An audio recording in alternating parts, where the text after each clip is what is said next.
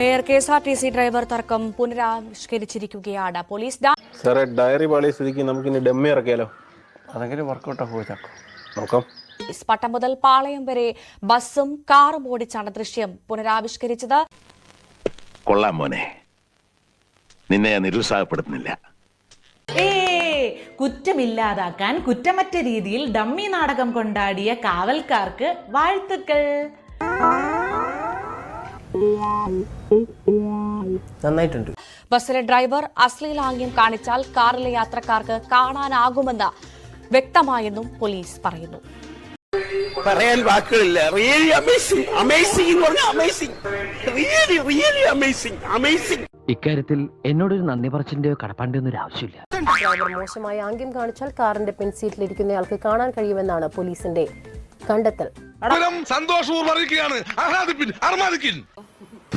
സംശയമൊന്നുമില്ലല്ലേ?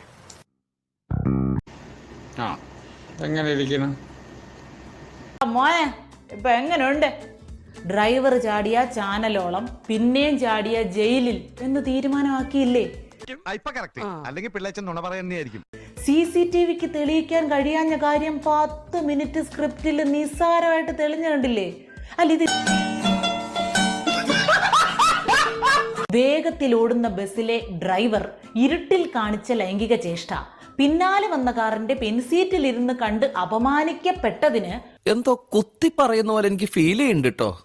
ആ നേരത്ത് തിരുവനന്തപുരം വിമാനത്താവളത്തിലേക്ക് പറന്ന ഏതോ ഒരു വിമാനത്തിന്റെ ജനാലയ്ക്കരികിലിരുന്ന് കണ്ട സാക്ഷിയും കൂടി ഇനി കിട്ടും.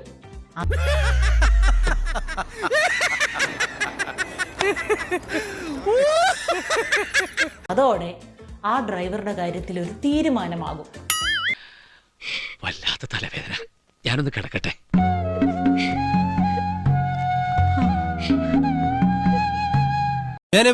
ഞാൻ പോകുന്നു. Bye bye.